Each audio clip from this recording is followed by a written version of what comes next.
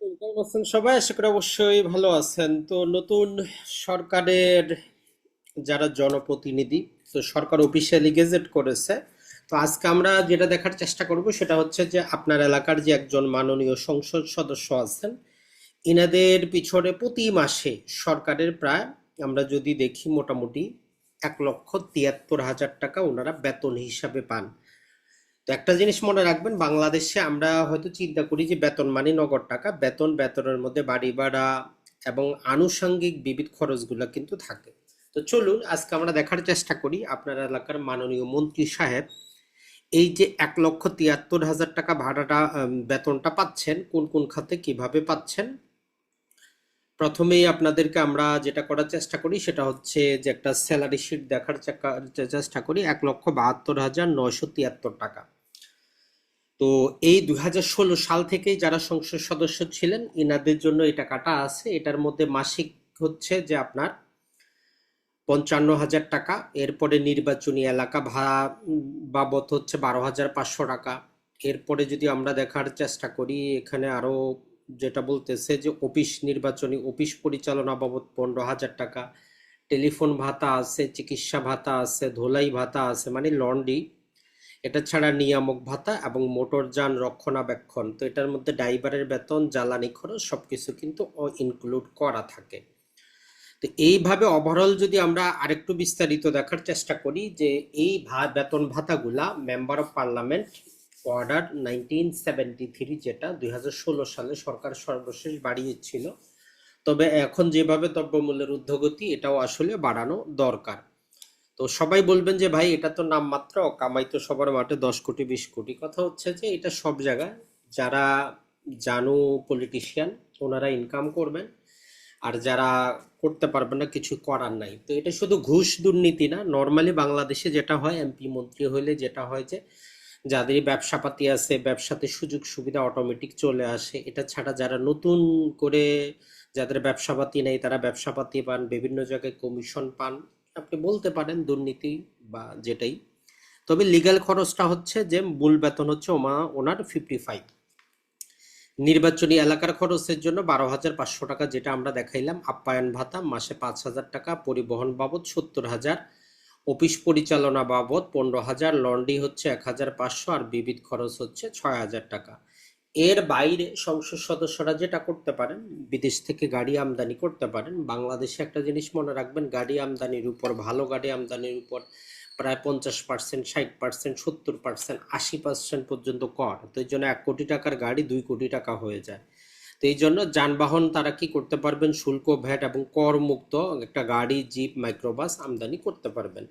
তো গত সরকারের আমলে যেটা ছিল যে 5 বছরে একটা আমদানি করা যায়, তো করার পরে সে কি করে, ওইটা আবার বিক্রি করে দেয়। টাকা না থাকলেও যেটা করে, ধরেন যে 10 কোটি টাকার একটা গাড়ি নর্মালি ধরলাম যে বাজারে এটা 10 কোটি টাকা।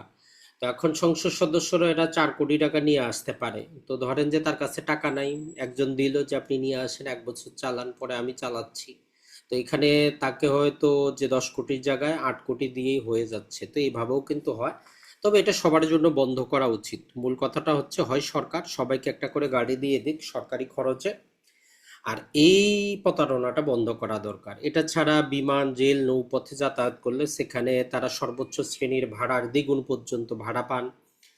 এটা ছাড়া সড়ক পথে যাতায়াত করলে কিলোমিটার হিসাবে পান। দেশের আভ্যন্তরে যাতায়াতের জন্য বছরে 1,20,000 টাকা কিন্তু দেওয়া হয়।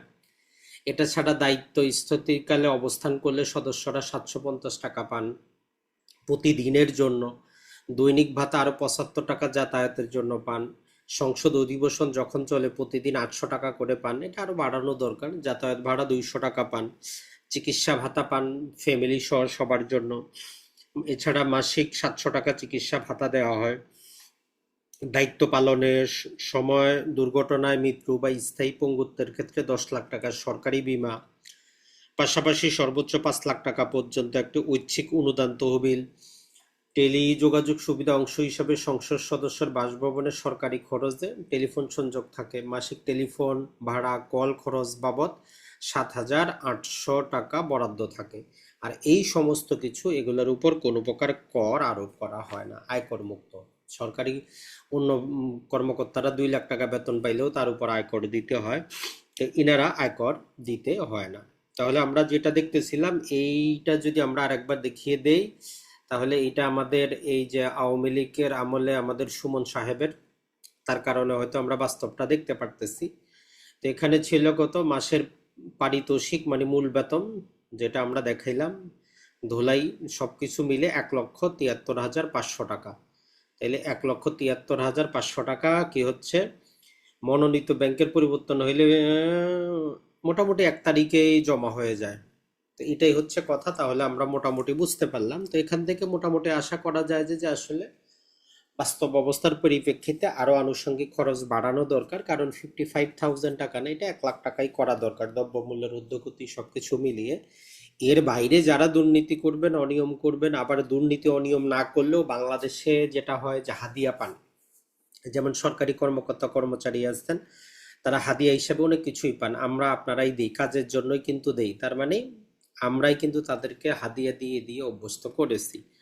তো দেখা যাক, নতুন সরকারের কাছ থেকে আমরা এতটুকুই আশা করব, সেটা হচ্ছে যে দেশের আইন শৃঙ্খলা যাতে উন্নতি হয়, দেশটা অর্থনৈতিকভাবে স্থিতিশীল হয়, রাজনৈতিক স্থিতিশীলতা তো আমরা পেলাম।